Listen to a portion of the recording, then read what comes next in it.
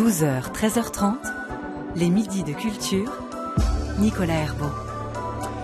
Quand on aborde la musique dans les midis de culture, on essaie d'être éclectique. Alors voici le programme de cette table critique. Un classique de la comédie musicale, West Side Story, se joue au Théâtre du Châtelet à Paris jusqu'à la fin de l'année. On va en parler. Et puis cet album classique, celui de la pianiste Hélène Grimaud qui interprète Schumann et Brahms, ça s'appelle For Clara. Vous saurez tout grâce à nos deux critiques. Charles Ardenne, bonjour. Bonjour. Vous êtes directeur des contenus d'Olyrix et de Classiqueo. À vos côtés, Emmanuel Dupuis. Bonjour Emmanuel. Bonjour. Rédacteur en chef du magazine Diapason. Soyez tous les deux les bienvenus dans les midis de culture.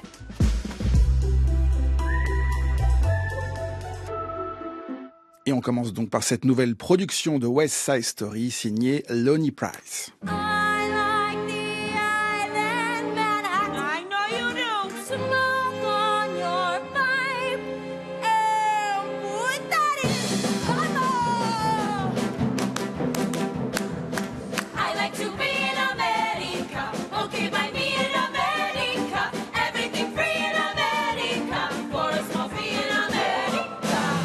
Oui, vous l'aurez dans la tête toute la journée. L'histoire d'un amour impossible inspiré par Roméo et Juliette, mais transposé dans le New York des années 50. Deux gangs s'affrontent pour contrôler un territoire. D'un côté, les Jets, émigrants blancs issus d'une communauté polonaise ou italienne. De l'autre, les Sharks, immigrés plus récemment du Porto Rico. Alors Roméo, c'est donc Tony. Il veut échapper à cette logique des clans, mais quand il tombe amoureux de Juliette, alias Maria, la portoricaine, vous imaginez qu'il se met dans une situation et dans une position difficile à tenir. C'est la 4e fois que West Side Story s'installe à Paris, puis ce sera en tournée. Je vous dirai un mot des dates et des villes tout à l'heure dans cette nouvelle mise en scène signée donc par l'américain Lonnie Price. 31 artistes sur scène, 20 musiciens, des dizaines de milliers de billets déjà vendus. Succès assuré, mais cette non-révolution de ce classique vous a-t-elle convaincu, Charles Ardenne ? Oui, absolument. Absolument, c'est convaincant parce que, comme vous le dites, c'est une résurrection de cette œuvre qu'il est toujours bon de revoir reparaître sur scène. Et d'ailleurs au cinéma, hein, parce que West Side Story, ça a marqué Broadway, mais ça a surtout ensuite marqué l'histoire du cinéma avec cette version qui a été réalisée. Et puis un remake récent d'ailleurs hein, de Steven Spielberg qui avait aussi marqué les esprits, qui était très intéressant. Ce qui est passionnant avec cette version qu'on voit, c'est que c'est une version fidèle à l'origine avant tout. C'est une version autorisée avec la reprise de la chorégraphie originale de Jerome Robbins en bon français, reprise du coup ici par Julio Monge, sans doute Julio Montre d'ailleurs, qui est un de ses élèves, ça se compte sur les doigts de la main, le nombre de ces élèves qui sont autorisés à reprendre cette chorégraphie originale. Ils sont 5. C'était déjà un autre de ses élèves qui l'avait fait à la scène musicale. Et c'était déjà c'était le même d'ailleurs qu'il avait fait au Châtelet. Mais alors ça, c'est très intéressant. Racontez-nous peut-être, Emmanuel Dupuis. D'ailleurs, dites-nous si ça vous a plu, si cette non-prise de risque vous a plu. Et puis peut-être nous expliquer un peu cette idée de chorégraphie autorisée, d'où ça vient. Alors déjà, est-ce que cette non-prise de risque m'a plu ? Oui et non. Allez-y. Ça m'a plu dans la mesure où effectivement on assiste à un show à l'américaine très bien rodé, très bien huilé, sans aucun défaut. On est clairement du côté de Broadway parce que West Side Story, c'est une comédie musicale qui a quand même un statut un peu à part. D'abord parce que c'est un sujet tragique, ça finit très mal, ce qui est quand même assez unique dans l'univers de la comédie musicale. On devrait appeler ça d'ailleurs une tragédie musicale plutôt. Ensuite, c'est une musique très sophistiquée. Il faut savoir qu'aujourd'hui, tous les orchestres symphoniques jouent les danses de West Side Story. Ça aussi, c'est un cas assez unique. Et donc, en raison de ce statut particulier, les différentes productions qu'on a pu voir ces dernières années, soit tirent l'œuvre du côté de l'opéra, soit la tirent vraiment du côté du Broadway. Et là, clairement, on est du côté de Broadway, avec effectivement cette espèce de show parfait, comme ça le... C'est ce à quoi on s'attend, Emmanuel. Quand on va au Châtelet, on s'attend à être à Broadway. Oui, mais la contrepartie quand même, c'est que ça ne renouvelle pas beaucoup le propos. Contrairement à ce qu'avait fait par exemple Barry Kosky à Berlin. C'est un spectacle qu'on avait vu ensuite à Strasbourg il y a quelques années. Barry Kosky, lui, avait pris beaucoup plus de risques, avait notamment actualisé la narration, alors que Lonnie Price, lui, non, il reste très très fidèle à ce qui a été fait à l'origine, dans les décors, les costumes. Tout indique que nous sommes à New York dans les années 1950. Alors certes, c'est très très bien fait, notamment ce décor. Alors, un décor très réaliste, tout en briques, avec des escaliers métalliques, comme on peut en voir, exactement ce qu'on peut voir à New York. Et ce décor, c'est une espèce de grosse maison de poupées qui s'ouvre, qui se ferme, qui tourne sur elle-même. Ce sont les comédiens eux-mêmes qui font tourner ce dispositif. Et ce décor se transforme à vue en permanence. C'est tour à tour un atelier de couture, tour à tour la chambre de Maria, un drugstore, et ça permet des enchaînements très très fluides, quasi cinématographiques. Oui, donc le résultat, c'est qu'effectivement, on a cette espèce de show sans temps mort, absolument parfait, mais qui, oui, ne renouvelle pas beaucoup le propos. Et effectivement, le fait aussi d'avoir repris les chorégraphies de Jerome Robbins, là encore, ça ne renouvelle pas vraiment le propos. Certes, elles sont très bien interprétées. Ce sont des chorégraphies d'ailleurs qui n'ont pas pris une ride, mais on pouvait aussi prendre davantage de risques. Que je parlais tout à l'heure de la production de Barikowski, tout à l'heure. Dans cette production-là, on avait fait appel notamment aux danses de rue actuelles pour justement actualiser, renouveler. Là, ce côté-là est totalement absent. Ça, c'est intéressant. Vous dites il y a déjà une forme de modernité aux origines de West Side Story. Pour quelle raison, Charles Ardenne, parlez-nous peut-être de cette chorégraphie. Elle a quoi de particulier, cette chorégraphie de Jerome Robbins?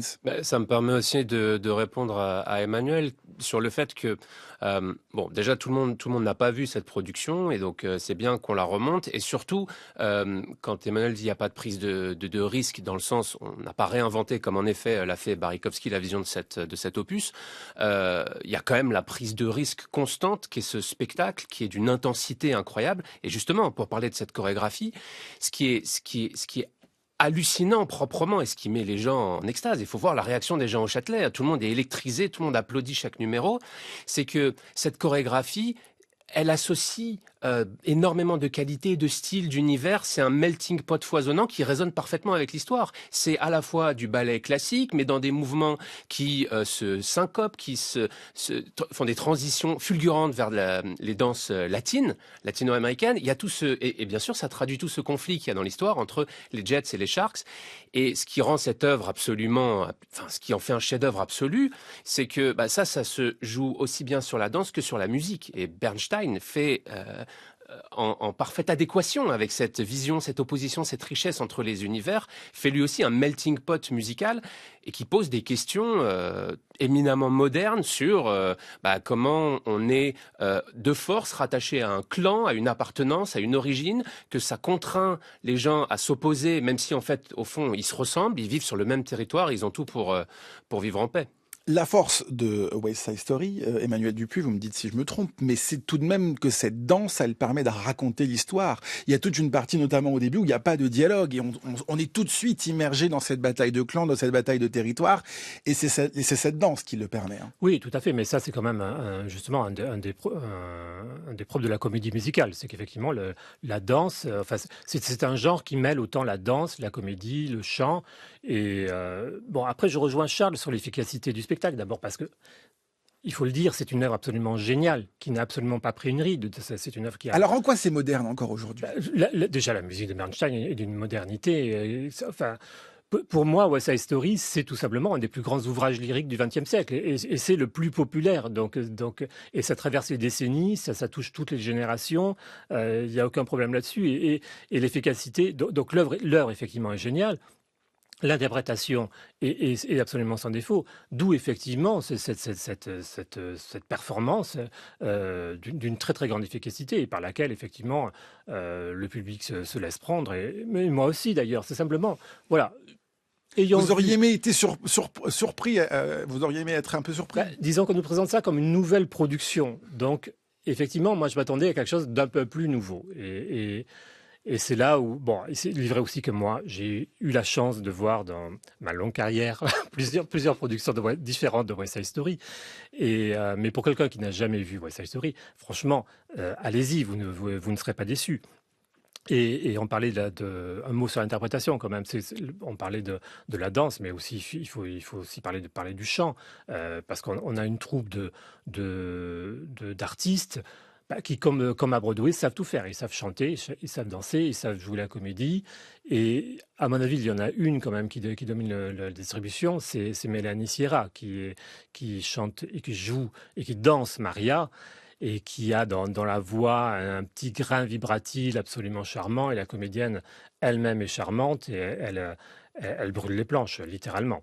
Charles Ardenne? L'interprétation, en effet, est impressionnante. Je trouve qu'on est presque à Broadway, et c'est dire. Parce que, bon, là aussi, c'est pas pour faire le snob. On y est. Non, Emmanuel, parce qu'il y a des petits détails. Vous le savez bien, vous êtes allé aussi à Broadway. C'est vraiment pas pour faire le snob, mais Broadway, ce qui est hallucinant, c'est qu'ils sont tous la triple threat, la triple menace, on dit. C'est-à-dire qu'ils savent aussi bien jouer la comédie, chanter que danser. Là, dans cette production, on n'est pas à ce niveau d'excellence hallucinante où vous voyez à Broadway, vous voyez un personnage entrer, un des protagonistes d'ailleurs, il entre, vous dites waouh, mais quel danseur incroyable, il est danseur. Et puis il se met à jouer la comédie, vous dites waouh, en fait non, il est acteur. Et puis il se met à chanter, vous dites ah waouh, la technique vocale. Bon, là, chacun a un petit bémol, mais vraiment on est au niveau du bémol et il faut aller au Châtelet et on se sent à Broadway. C'est vraiment l'épaisseur du trait qui fait la différence.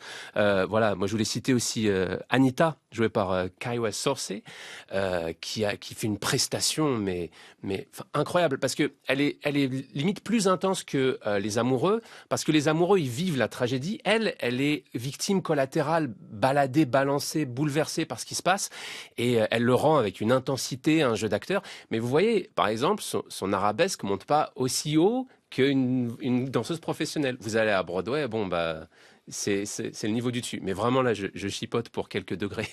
On a entendu en ouverture, Emmanuel Dupuis, le tube de West Side Story, America. Un mot tout de même parce qu'on parlait du fond et de la modernité de ce spectacle. Qu'est-ce que dit ce tube à l'époque et qu'est-ce qu'il dit encore aujourd'hui? Est-ce que c'est encore le même message reçu de la même manière? Mais c'est exactement la même chose. C'est les histoires enfin, c'est un sujet plus actuel que jamais. C'est l'histoire des migrants, tout simplement, des migrations. Donc il n'y a pas de sujet plus actuel, en fait. Donc voilà, c'est ce qui fait effectivement que cette œuvre traverse les décennies, comme je le disais tout à l'heure. Après, sur l'interprétation musicale, je rejoins Charles, mais je vais ajouter un bémol pour jouer toujours les rabat-joie. Ça concerne l'orchestre, parce que on a un orchestre qui comprend moins de 20 musiciens. Et franchement, pour une salle aussi vaste que le Châtelet, c'est une salle de près de 2000 places, je trouve que c'est pas assez. Le résultat, c'est que cet orchestre est sonorisé, et que quand c'est sonorisé, il y a forcément des petits problèmes de saturation. Ça sature parfois. Là, vous rentrez dans le détail très technique. Oui, je rentre dans le détail sur le technique, mais enfin, moi, j'ai les oreilles sensibles.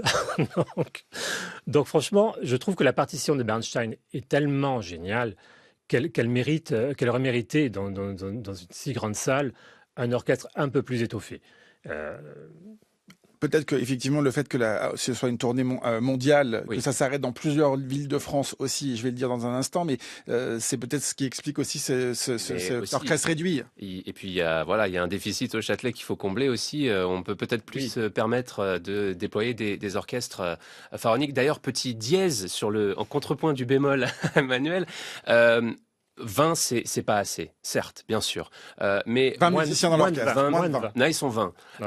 Mais à la création, ils étaient 30. Et Bernstein, quand les studios ont autorisé à ses orchestrateurs, parce que bon, sans rentrer dans le détail, Bernstein a supervisé l'orchestration, mais à Broadway, dans les musicals, c'est quasiment jamais le compositeur qui orchestre lui-même.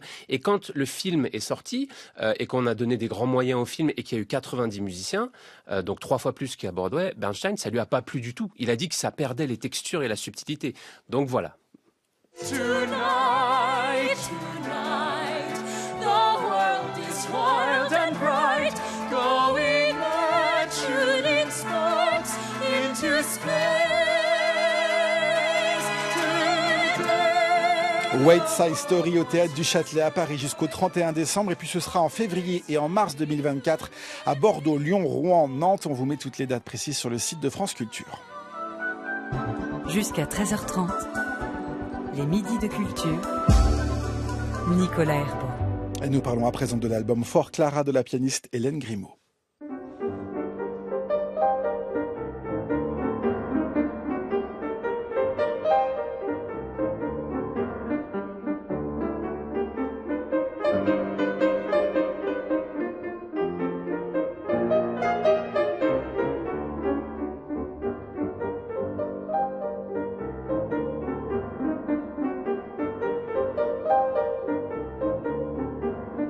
Le label Deutsche Grammophon présente ce nouvel album de la pianiste Hélène Grimaud qui nous emporte à l'époque romantique. Ici, la Kreisleriana de Schumann, le morceau préféré d'Hélène Grimaud, Schnell und Spielend.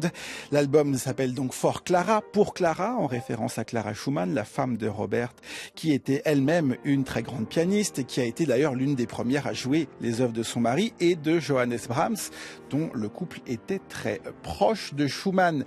Donc, Hélène Grimaud a choisi la Kreisleriana, Brahms, l'Intermezzi et Lieder und Gesang. Qu'avez-vous pensé de cette interprétation, Emmanuel Dupuis? Pour les Kreisleriana, commençons par Schumann. Beaucoup de bien.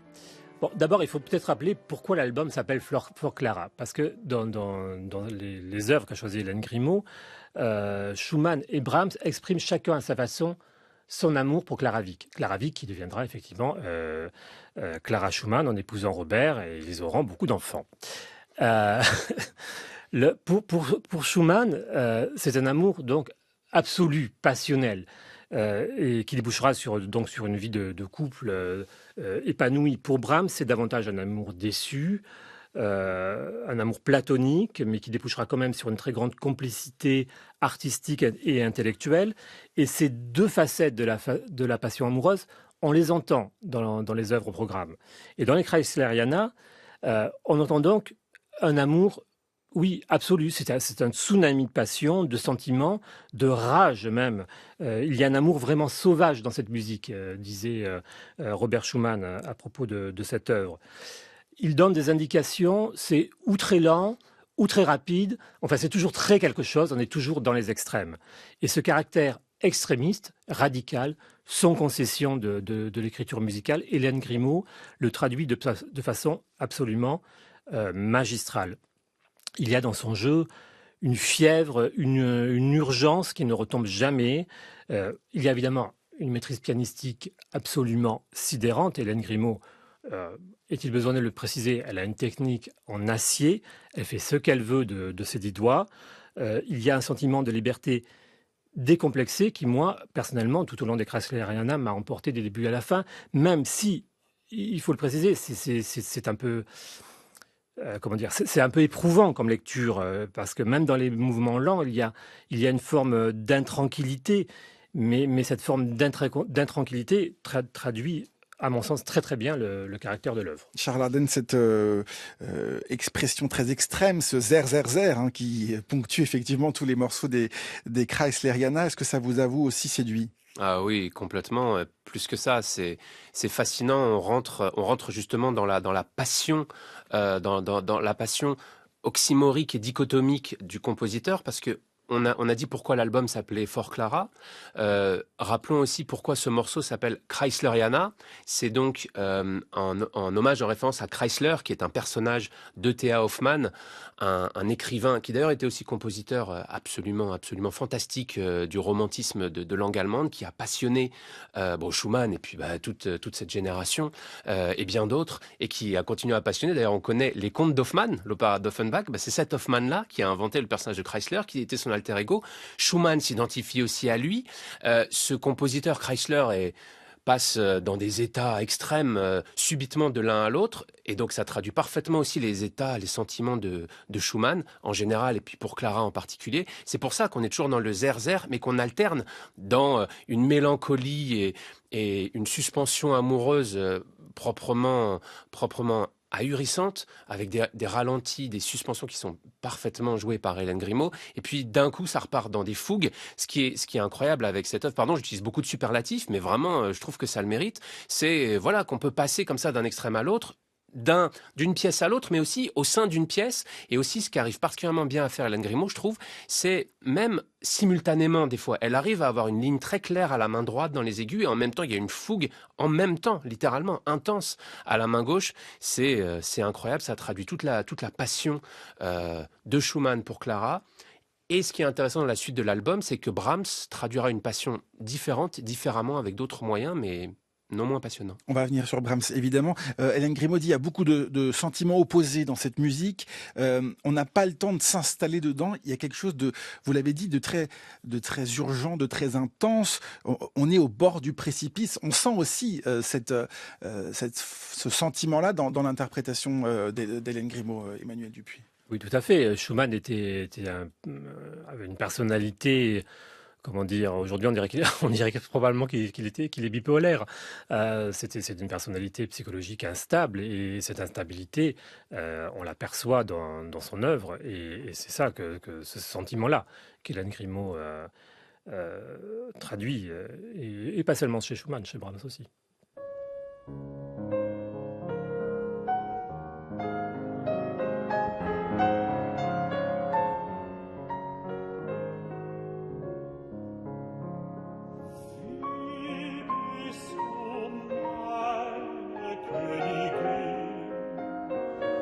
Durch sanfte Güte von der Frau, du lächle nur, wenn's Düfte wehen durch mein Gemüte. Cet amour déçu pour Clara de Johannes Brahms, donc accentué peut-être par la présence de ce baryton Constantin Krimmel, Emmanuel Dupuis. On est dans une autre dimension là. Il y a quelque chose d'autre qui se passe dans cette interprétation-là. Oui, enfin... Si vous n'êtes pas d'accord, dites-le. Non, mais tout dépend de qui on parle. Si on parle de Constantin Krimmel, effectivement, bon... Pour tout dire, je trouve ça un peu trop lisse.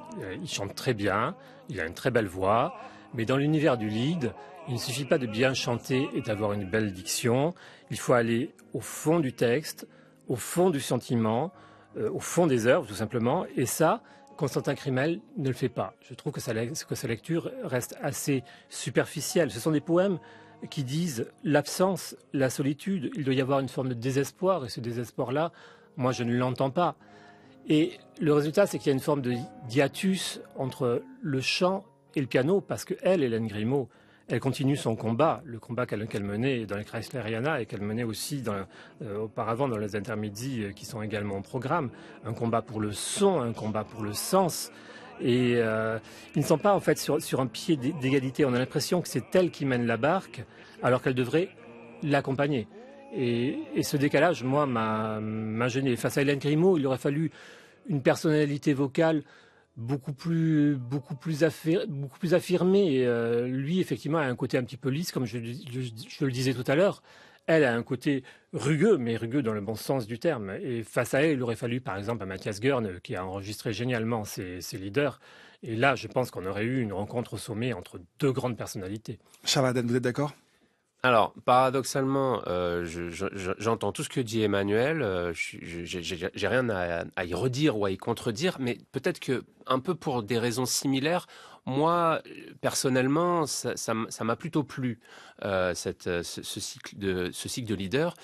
Pourquoi ? Pour des raisons, parce que Emmanuel, justement, dit très bien à quel point Hélène Grimaud, même dans les leaders, donc où elle joue du piano avec un chanteur à côté, où il y a une fonction aussi d'accompagnement, mais elle rappelle à quel point, dans cette forme-là, le piano est un protagoniste à part entière et n'est pas simplement là pour accompagner, soutenir le chant. Et elle, ce qui est incroyable, je trouve, dans cet album, justement, c'est qu'elle garde toute la force expressive de ses moyens, qu'elle joue en soliste ou qu'elle soit avec une voix. Et là où je trouve, là où ce cycle de leader me plaît, c'est que je trouve quand même que elle n'écrase pas non plus la voix, que ça s'exprime, que il y a un dialogue pour faire un peu philosophe. Il y a une forme de sublimation. 1 + 1 égale 3, on pourrait dire. Hein. Il y a une dialectique entre les deux. Alors moi, j'ai aussi été beaucoup marqué par l'interprétation de ce chanteur, Constantin Krimmel, en concert. Voilà, on l'a vu en concert. En concert, il se libère plus, il donne plus. Donc, d'une certaine manière, j'ai peut-être été influencé par ça. J'avais encore les échos d'un magnifique récital qu'il a fait à l'Athénée en fin de saison dernière sur du Schubert. Et il déployait cette intensité. Là, je vois qu'il la contient, mais il y a quand même un métier de récital, de lead, un travail de la langue et déjà une intensité. Il a 30 ans, quoi. C'est impressionnant qu'il ait déjà ce métier, cette dimension savante. Et je trouve que aussi, ça répond bien au fait que Brahms et Schumann ont tous les deux été fous d'admiration. Et même pour Brahms aussi, d'un amour mais platonique pour Clara, mais ils l'ont exprimé avec des moyens un peu différents. Brahms, c'est un peu le classique de la bande des romantiques, donc il y a aussi une force contenue, il y a aussi une maîtrise de la forme, il y a un grand retour à la science du contrepoint, de l'harmonie, que du coup cette interprétation traduit bien, je trouve. Un dernier mot sur Hélène Grimaud et Brahms, peut-être, Emmanuel Dupuis? Donc, qu'Hélène Grimaud n'écrase pas Constantin Crimel. Certes, que le pianiste soit, dans l'univers du lead, un protagoniste à égalité avec le chanteur, évidemment. Mais le problème, c'est que pour moi, ils ne parlent pas le même langage. Je parlais de hiatus tout à l'heure, entre une espèce de caractère un peu lisse du chant et de rugosité du jeu pianistique. Et c'est pour moi vraiment le bémol que je mets sur cette interprétation. Le bémol d'Emmanuel Dupuis. Merci beaucoup à tous les deux. For Clara, Hélène Grimaud qui interprète donc Schumann et Brahms, album disponible chez Deutsche Grammophon. On vous met toutes les références sur le site de France Culture à la page de l'émission. Merci à tous les deux. Emmanuel Dupuis, on vous lit dans Diapason, et Charles Ardenne, on vous lit chez Olyrix et dans Classiqueo. Merci à tous les deux d'être venus dans cette table critique à réécouter sur le site de France Culture et sur l'appli Radio France.